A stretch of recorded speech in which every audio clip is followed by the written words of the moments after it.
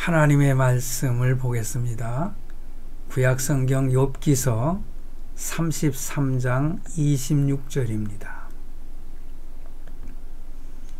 한 절만 제가 읽도록 하겠습니다. 그는 하나님께 기도함으로 하나님이 은혜를 베푸사 그로 말미암아 기뻐 외치며 하나님의 얼굴을 보게 하시고 사람에게 그의 공의를 회복시키시느니라. 아멘.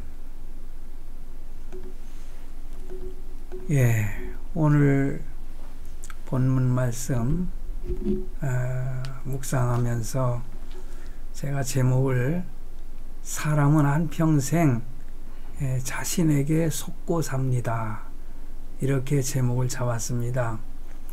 제가 이번 과정을 통해서 깨달은 것은 지금까지 내가 하나님 앞에 참 의롭고 하나님을 기쁘시게 하면서 정말 바람직한 삶을 살아왔다, 뭐 이렇게 생각했었는데, 실제 제가 이번에 깊이 깨달은 것은 그게 아니라는 것을 깨닫게 됐습니다. 정말 허물투성이고 책망받아 마땅하고 하나님의 무서운 채찍을 맞아도 마땅한 그러한 죄인인데, 나 스스로에게 어쩌면 그 체면을 건 것처럼 내가 자기 자신의 의를 내세우면서 참 부끄럽게 살아왔구나, 제가 그런 결론을 내리게 됐습니다. 그래서 사람은 한평생 자신에게 속고 사는데, 지금부터는 스스로에게 속지 말고 정말 하나님의 말씀대로 하나님께 기뻐 드릴 수 있는 그러한 삶을 사는 저가 되기를 원하고, 또 여러분이 되시길 바랍니다. 지난 주일에는 제가 병원에 입원해 있으면서 저도 인터넷으로 유튜브로 제가 예배를 드렸습니다. 이어폰을 꽂고 예배에 참석을 했는데, 그 전도사님께서 욥에 대한 설교를 했습니다. 그래서 욥에 대한 그 하나님을 경외하는 삶이라고 하는 그런 설교를 들으면서 정말 내가 하나님을 온전히 경외하며 살았는가를 뒤돌아보게 되었고, 이번에 이렇게 퇴원을 해가지고 아직은 상태가 온전한 상태가 아니기 때문에 회복 중에 있기 때문에 저 자신을 다시 한번 이렇게 잘 관리하려고 노력하고, 또한 아픔을 아직도 견디면서 제가 욥기서를 제가 또 묵상하게 됐습니다. 그래서 오늘 말씀을 통해서 진정한 하나님의 사람으로 거듭날 수 있는 그런 계기가 되기를 간절히 바랍니다. 제가 수술대에 들어갈 때는 아주 간단한 수술인 줄 알았어요. 뭐 처음에 의사도 그랬고요. 근데 막상 그 수술대에서 수술을 시작할 때에 위급한 상황이 도래하게 된 것 같아요. 나중에 들은 얘기인데, 할 수 없이 이제 집사람 동의를 받아서 개복을 하게 됐고, 어찌 보면은 간단한 수술이 좀 더 복잡한 수술로 이렇게 하게 됐는데, 감사한 것은 그 의사 교수님께서 대단한 실력자인데 하나님이 그의 손길을 붙들어 주셔서 오밀조밀 참 암 환자를 수술하듯이 잘 깨끗이 참 수술을 끝냈다는 얘기를 들었지만은 아직은 위험한 상태라고 했다는 겁니다. 근데 참 이렇게 돌아보니까는요, 나 참 빨리 이렇게 회복이 되는 것을 제가 느끼면서 하나님이 아직은 저를 데려가지 아니하시고 좀 더 세상에 머물면서 남은 생에 몇 년이 될지 모르지만은 그래도 하나님께 더 헌신하고 오라고 저를 머물게 하시고, 저는 수술받고 난 다음 날 깊은 꿈속에서 환상처럼 제가 본 것이 있습니다. 하나님은 천사를 보내서 병실에서 저를 쫙 내려다보면서 지켜보고 있는 그러한 모습, 저는 그렇게 해석을 하고 싶어요. 그래서 그때부터 회복이 빠르기 시작을 했어요. 온몸에 그 땀이 범벅이 됐고, 그래서 잠을 깨고서는 제가 옷도 다 갈아입고, 그 침대뽀라든가 이런 것도 그 땀에 젖어서 이것을 갈았습니다.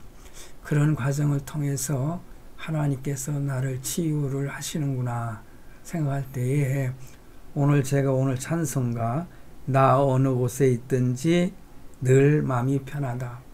정말 아픔, 고통, 참 이것은 경험해 보지 않은 사람은 모를 것 같아요.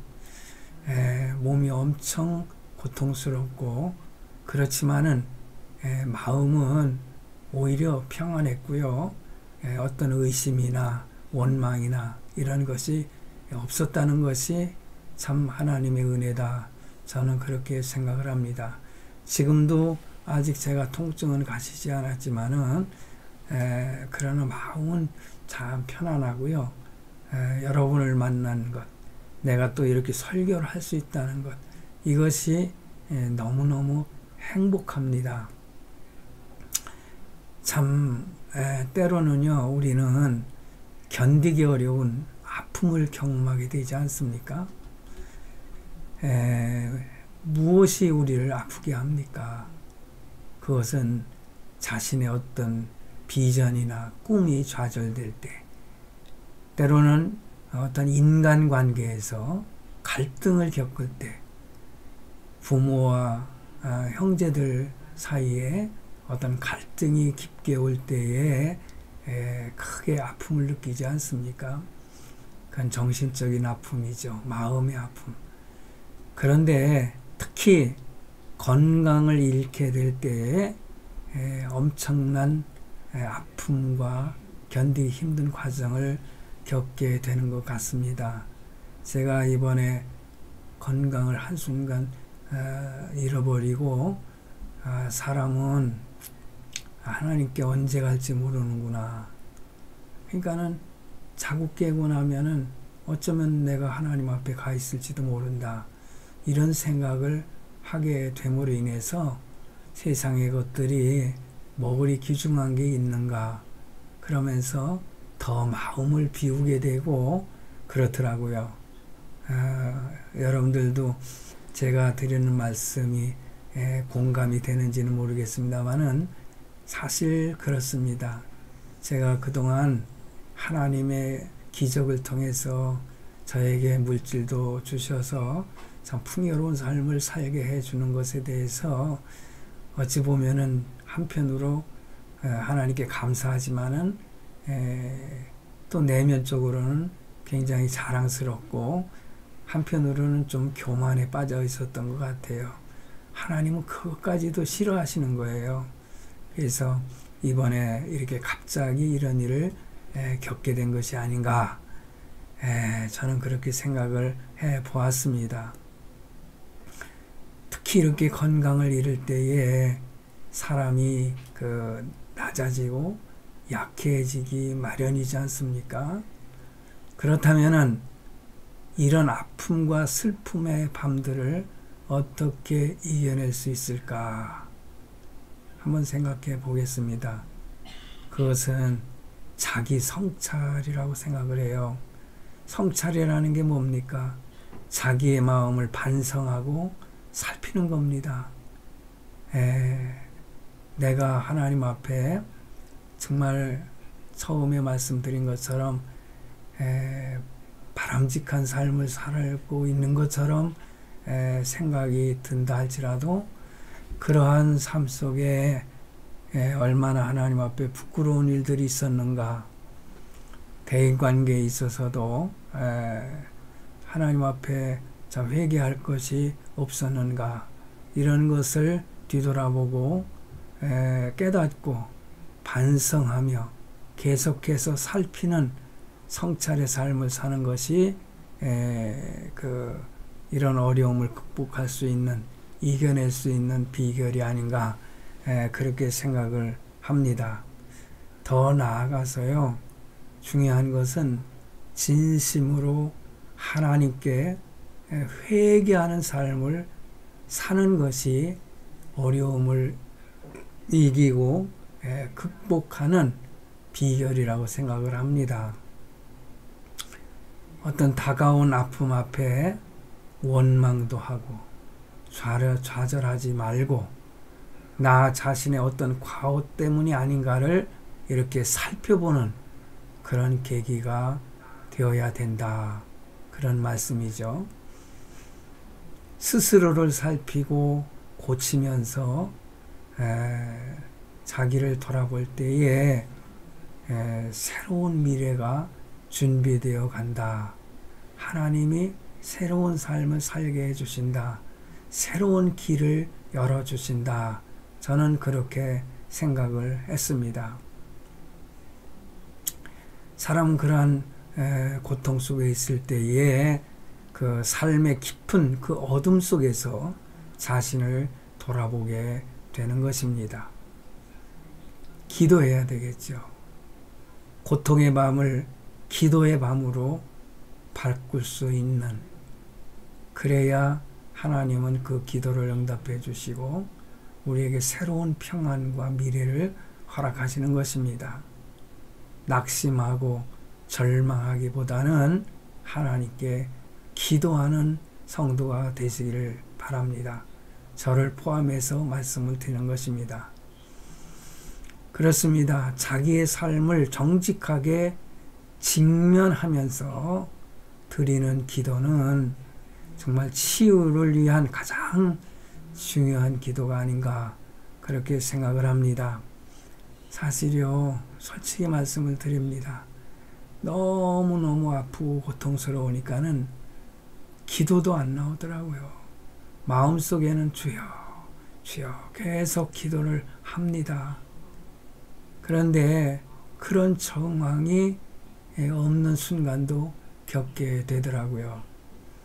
그래서 하나님은 내 기도를 들으시기보다는 하나님이 그냥 알아서 나를 치유해 주시는구나, 그것을 깨닫게 됐습니다. 나는 기도라도 해야지, 그것도 어쩌면 내 어떤 행위를 자랑하는 것이 아닌가.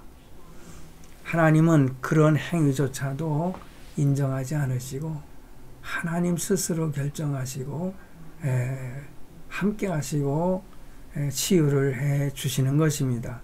저는 이번에 그거를 더 깊이 깨닫게 됐습니다. 그래서 주님은 그래도 마음속에 회개하고 기도하는 자에게 반드시 기쁨의 새 아침을 허락해 주신다. 저는 그렇게 생각을 합니다. 여러분, 오늘 욥기서를 가지고 말씀을 드리고 있어요. 그래서 욥의 고난, 그리고 진정한 회개하는 그 욥의 모습을 생각해 보고자 합니다. 저는 욥기서를 통해서도요, 내 자신이 얼마나 나 자신에게 속고 사는지 그것을 더 깊이 깨닫게 됐습니다. 욥은 당대의 의인이었습니다. 하나님도 인정하시는 의인이었습니다. 그런데 그 타이틀에 취하지 말아야 된다는 것입니다. 욥기서 1장 8절에 보니 여호와께서 사탄에게 이르시되 내가 내 종 욥을 주의하여 보았느냐. 그와 같이 온전하고 정직하여 하나님을 경외하며 악에서 떠난 자는 세상에 없느니라. 이보다 더 큰 칭찬이 어디 있습니까? 사단에게 자랑을 하시는 겁니다. 하나님이 욥을. 그러나 욥의 전체 내용을 살펴보면은, 읽으면서 살펴보면은요, 욥은 시험을 받아요. 하나님이 시험을 허용하시는 거예요. 그러면서 보면은 하나님의 무서운 책망도 받는 것을 보게 됩니다. 당대의 의인이라고 사탄 앞에서도 자랑하셨던 하나님, 그 욥을 시험도 허락하시고 허용하시고 또 말씀드린 것처럼 무서운 책망도 하시는 내용이 나오는 것입니다. 그런 측면에서 볼 때 당대의 의인이라고 하면서 칭찬하셨지만은 이 세상에 진정한 의인이 있을까요? 의인은 없나니 하나도 없으며. 로마서 3장 10절에 분명히 그렇게 말씀하시잖아요. 의인은 세상에 없습니다. 근데 칭의라고 하지 않습니까? 그냥 의인이라고 칭해 줄 뿐이지 의인 자체는 없는 것입니다. 그러므로 욥은 착각에 빠진 것입니다. 자신이 진정한 의인인 줄로 알았습니다. 의인을 칭함받은 자가 아니라 자기 자신이 의인이라는 거죠. 그러니 다른 사람들의 때론 새 친구의 충고를 받아들이지 않지 않습니까? 욥은 자기에게 당한 극한 고난 속에서도 도리어 자기를 의롭다고 자랑하는 교만에 빠진 모습을 우리가 발견하지 않습니까? 여러분, 의인이 어디 있습니까? 사람은 자기의 죄값을 치르지 않고는 하나님께 돌아갈 자가 한 사람도 없는 것입니다. 그러므로 예수님만이 길이요 진리요 생명인 것입니다. 예수님밖에 의인이 없는 것입니다. 그러니 그분이 우리의 죄를 대속할 수 있는 자격을 갖추신 분 아닙니까? 우리 예수님께서. 여러분, 그래서 의인은 예수님께 나아가는 자입니다. 예수님께 무릎을 꿇는 자입니다. 그럴 때에 하나님이 살리시고 그를 자녀로 삼아 주시고 인정해 주시는 것입니다. 그러므로 하나님의 그 사랑을 알고도 하나님보다 더 사랑하는 것이 있다면, 정말 눈꼽만치라도 티끌만치라도 하나님의 그 사랑을 알면서 하나님보다도 더 아끼는 마음이 나도 모르게 생기고 있다면은 그것은 하나님이 원치 아니하시는 것이죠. 그래서 하나님보다 더 사랑하는 것이 있다면은 그런 것을 하나님의 사랑을 알고도 욥의 한계를 벗어날 수 없는 것이죠. 예수님께서 그런 말씀을 하셨잖아요. 누가복음 14장 26절 27절에 보면은 무릇 내게 오는 자가 자기 부모와 처자와 형제와 자매와 더욱이 자기 목숨까지 미워하지 아니하면 능히 내 제자가 되지 못하고, 누구든지 자기 십자가를 지고 나를 따르는 자도 능히 내 제자가 되지 못하리라. 어찌 보면은 참 무섭지 않습니까? 주님을 따르는 자는 어떤 진정으로 따르는 자가 누구냐? 자기 부모와 처자와 형제와 자매, 더욱이 자기 목숨까지 미워해야 된다는 겁니다. 그래야만이 예수님의 제자가 될 수 있다는 거예요. 그런데 이거 실천하기가 너무너무 힘들지 않습니까? 내 부모, 내 형제,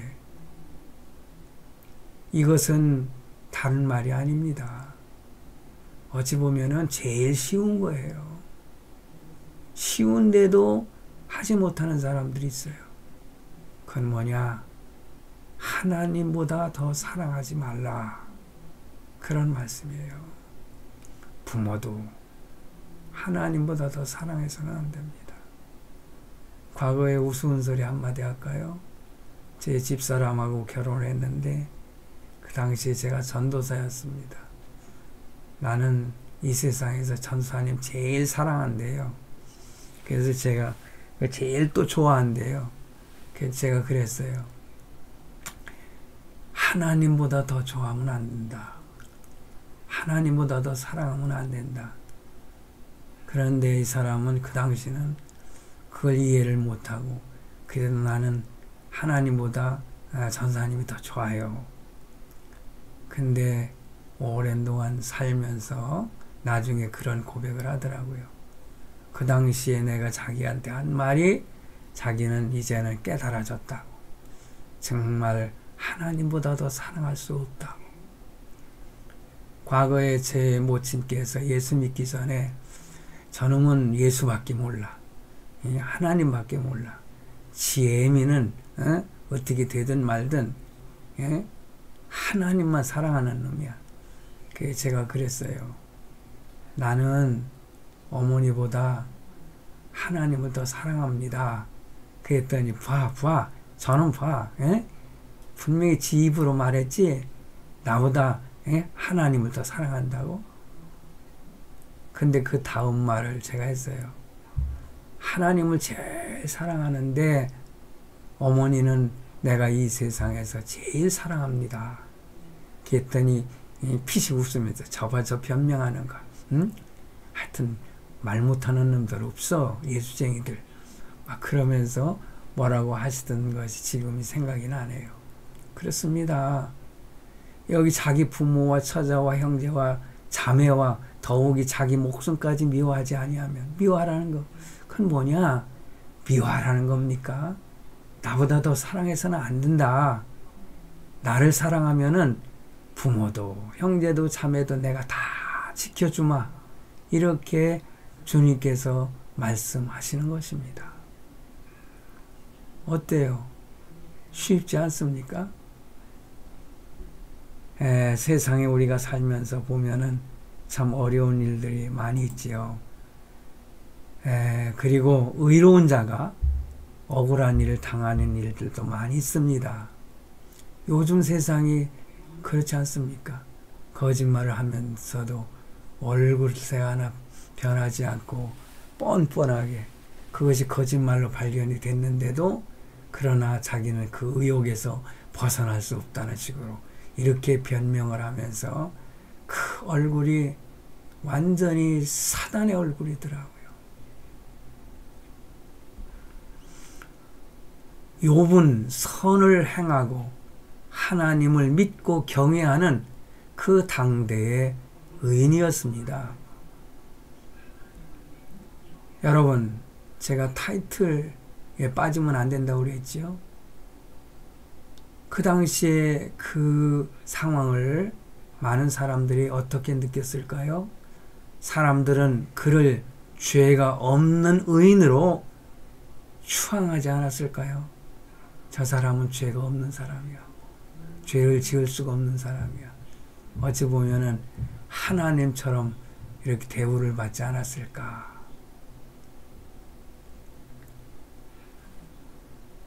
하나님이 그 사단 앞에서도 칭찬할 정도였으니까 그 욥이 스스로를 생각할 때도 나는 의인이야. 나는 죄가 없어. 이렇게 착각하지 않았겠습니까? 그런데 하나님은 그럼에도 불구하고 사탄에게 시험을 허락했어요. 그 귀한 욥을 어떻게 사탄에게 맡길 수가 있겠어요?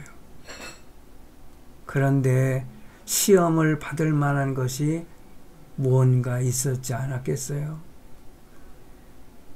그런 과정을 통해서 욥을 통해 하나님이 싫어하는 악이 있다고 하는 사실을 하나님은 욥기서를 통해서 보여주시는 겁니다. 계시하고 계시는 것입니다. 우리가 받는 시험과 고통은 대부분이 자신의 죄로 말미암지 않습니까? 때로는 믿음의 연단을 위해서 고난이 올 수가 있지요. 그런데 템테이션, 유혹에 빠져서, 사단의 유혹에 빠져서 범죄할 때에 고난을 당하고, 때로는 참 트레이닝이라고 하죠. 테스트. 하나님께서 그를 시험하시는 것, 연단하시는 것. 욥은 그 고난에 있어서 이 두 가지를 다 내포하고 있다는 생각이 들어요. 욥에게 엄청난 시련이 임했습니다. 그 많은 재산을 잃어버려. 그리고 종 10명의 자식들, 거기에다가 자신의 몸에 악창이 돋아서 잠을 잘 수가 없는 그런 고통이 임한 것입니다.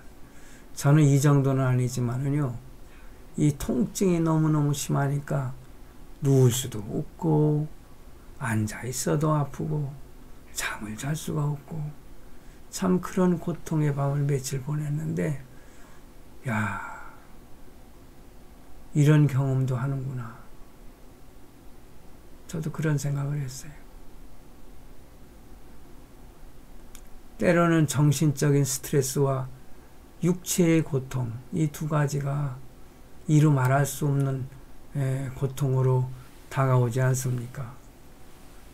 거기에다가 욥은 아내가 하나님을 저주하고 죽으라는 거예요. 이 몹쓸놈의 아내가. 다른 사람이 말하면은 그래도 좀 괜찮을 텐데, 그 사랑하는 아내가 자기를 향해서, 욥을 향해서 하나님을 저주하고 죽으라는 거예요. 이런 못된 아내가 어디 있어요? 어찌 보면 정신적인 스트레스를 더 가중시키는 그러한 시험이 아니겠습니까? 그런데 욥은 뭐라고 했어요? 주시는 이도 하나님이요, 거두시는 이도 하나님이라고 하면서 하나님을 칭송했어요. 처음에는 이렇게 믿음이 흔들리지 않았는데 나중에 보니까는요, 친한 친구 3명이 욥 앞에 나타나서 그가 하나님을 속이는 죄가 있다고 그 죄를 털어놓으라고 하는 거예요. 그러니까 얼마나 억울하겠어요. 내가 왜 하나님을 속여? 그러니까 그런 억울한 말을 들으니까 속에서 막 의분이 생겨가지고 견딜 수가 없는 모습을 봅니다. 그러면서 욥은 변명을 해요. 그들에게 자기는 죄가 없다는 것을 조목조목 열거하면서 그가 높은 지식, 학문을 가지고 있지 않습니까? 그러니까 높은 학식의 말로 반박하고 자기의 의로움을 드러냅니다. 때로는 저도요, 이렇게 나 스스로를 변명하고 변호하고 그럴 때가 많이 있었음을 저는 깨닫고 있습니다. 욥이 말합니다. 내가 언제 가난한 자의 소원을 막았거나 과부의 눈으로 하여금 실망하게 하였던가. 나는 그런 참 어리석음에 빠지지 않았다는 거예요. 가난한 자를 도와주고 과부를 도와주고 그랬다는 거죠.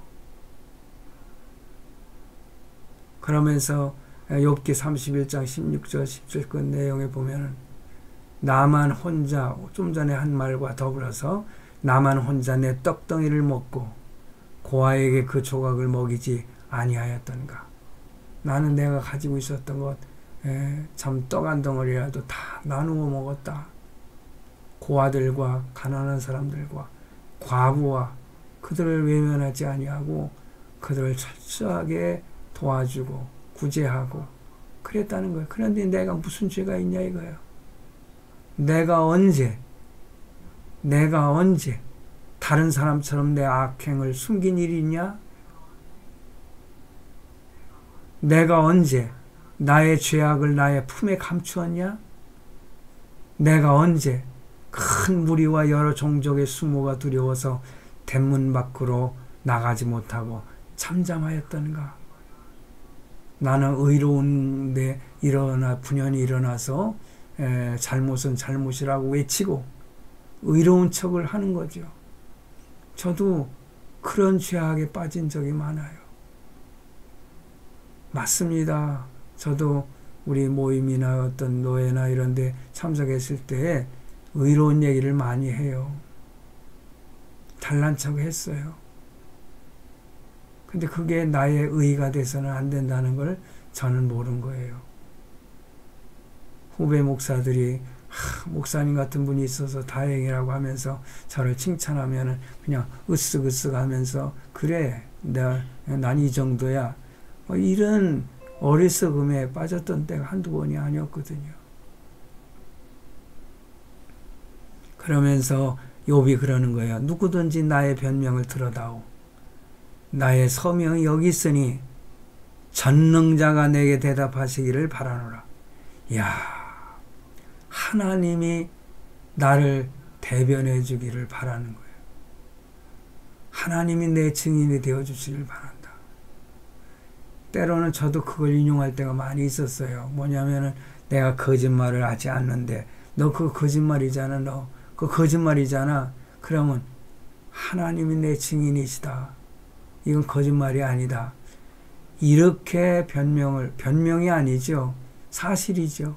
그런데 그것까지도 하나님 앞에 교만한 죄에 빠진다는 것을 저는 이번에서야 깨닫게 된 것입니다. 나를 고발하는 자가 있다면 그에게 고소장을 쓰게 하라. 내가 잘못한 것이 있으면은 나를 향해서 고소해라. 에?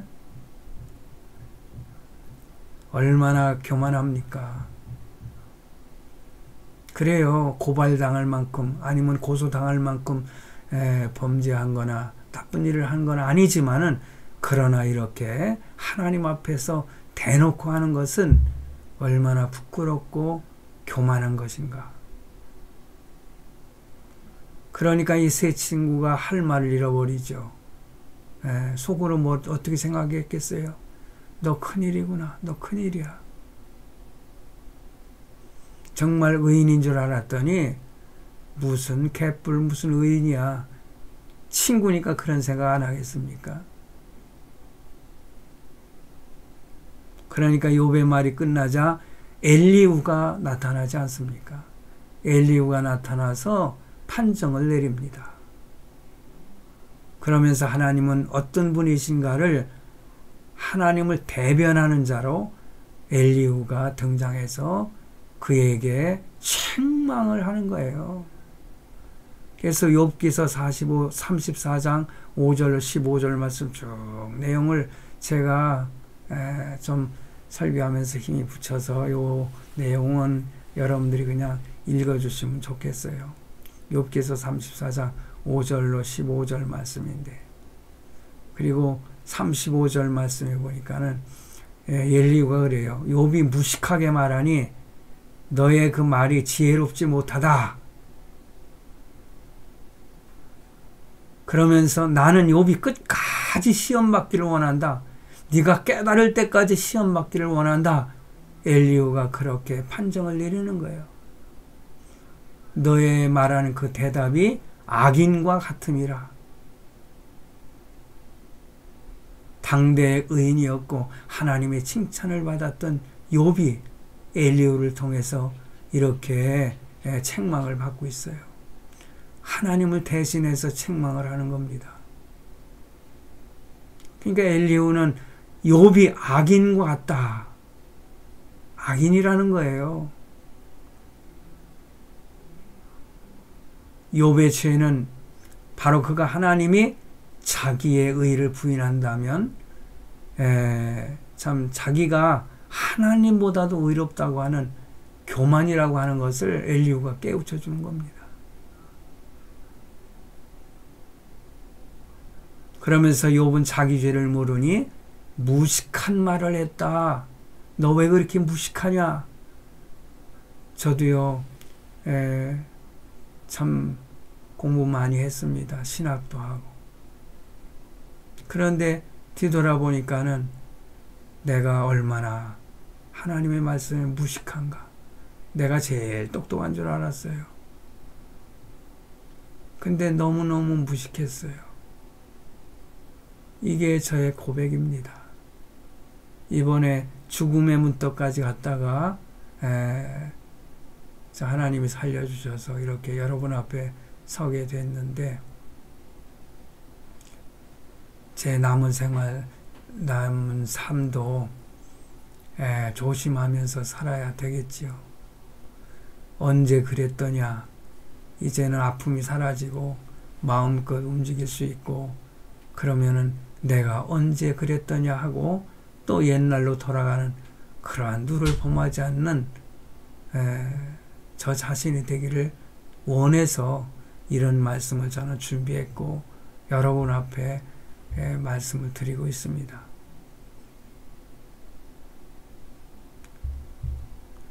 그래서 욥의 그 욥이 스스로 의롭다고 하는 것, 그것이 따지고 보면은 악이고 죄라는 것을 가르치고 있는 거예요. 이 세상에는 의가 없습니다. 모두가 다 죄악인 것입니다.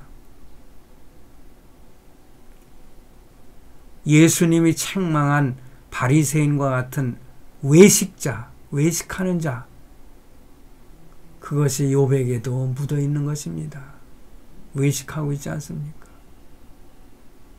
욥은 하나님을 찬송했고 때로는 태어난 생일을 탄식하면서 하나님을 원망하지는 않았지만은 자기의 의로움을 자랑하는 자기 의가 있었다는 거죠. 거듭해서 제가 말씀을 드리는 겁니다. 욥은 의로운 일을 했지만 하나님의 눈으로 보면은 그 마음에 악을 품고 있었다는 거. 그러니 우리의 깊은 내면 속에 있는 것까지 우리는 뒤돌아보고 살필 수 있어야 된다. 성도 여러분, 자신에게 속지 맙시다. 내 자신에게 속지 맙시다. 고난이 올 때에 자기 죄와 하나님의 의에 직면하지 않는다면은 그것은 자기를 속이는 것입니다. 참 다윗 임금 대단한 존경할 만한 사람이잖아요. 그 다윗의 위대한 점이 뭡니까? 그가 고난 중에 자기의 약함을 드러내고 하나님의 의를 구하고 있어요. 하나님의 의의 정면으로 이렇게 마주하고 있습니다. 그러니까 우리는 하나님 앞에 다가가면 다가갈수록 내 몸이 얼마나 더러운 죄악으로 범벅이 되어 있는가를 발견해야 된다는 거죠. 분명한 것은요, 성도 여러분, 우리에겐 내 스스로에게 의가 어디 있습니까? 예수님만이 의가 되는 것입니다. 예수님은 철저하게 자기 부인을 하셨죠. 십자가에 달리시면서 얼마나 고통스러우셨으면 엘리 엘리 라마 사박다니, 나의 하나님 나의 하나님 어찌하여 나를 버리시나이까. 이런 고통을 겪고, 그래서 저는요, 예수님이 그 로마 병사들에게 창끝으로 배를 찔렸을 때 얼마나 고통스러웠을까. 손과 발에 못을 박을 때 그 육신이 얼마나 고통스러웠을까. 저의 배를 갖다가 가르고 내장 다 깨끗이 이렇게 수술을 마쳤는데 지금도 이 자국이 있지 않습니까? 아직 실밥을 뽑지 않았는데 이 몸에 상처가 났다고 하는 거, 이 크게 났다는 거, 엄청난 고통 아니겠습니까? 나의 하나님, 나의 하나님, 어찌하여 나를 버리셨나이까? 그러나 주님은 뭐라고 그랬어요? 그러나 나의 원대로 마옵시고 아버지의 원대로 하옵소서. 하나님의 뜻이 이루어지길 원합니다. 저들의 죄를 용서하여 주옵소서. 예수님을 흉내내면서라도 살아가는 삶이 되어야 되지 않겠어요? 고난 중에 행한 기도 180도 다르다고 생각을 해요. 저도 내 자신 지금의 기도가 참 하나님 앞에 순수한 기도로 올려드리고 있지 않는가도 생각을 합니다. 이것까지도 교만일 수 있지만은요. 욥은 자기의 의를 변호해달라며 자기의 의를 주장했지만 예수님은 십자가에서 저들의 죄를 용서해달라고 간구하시면서 숨을 거두셨습니다. 나중에 부활하셨지만은요. 그러므로 예수 그리스도 안에 들어가는 그런 회개와 자기를 부인하고 예수님을 따름이 하나님께로 돌아가는 것입니다. 성도 여러분, 욥은 하나님 앞에서 할 말을 읽고 한마디 말만 합니다. 그것은 죄의 길에서 돌이키는 회개였습니다. 회개. 그래서 욥기서 42장 5절로 6절에 보니 내가 주께 대하여 귀로 듣기만 하였사오나 이제는 눈으로 주를 배움나이다. 그러므로 내가 스스로 거두어 드리고 티끌과 재 가운데서 회개하나이다. 회개하나이다. 그랬을 때 하나님은 그에게 처음에 잃어버렸던 모든 것보다 갑절로 축복하는 하나님의 축복을 받아 누리게 된 것입니다.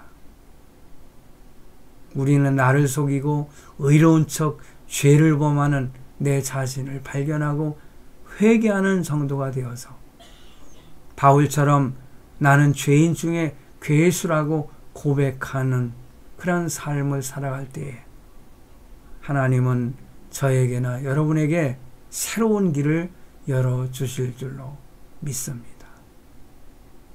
기도하시겠습니다.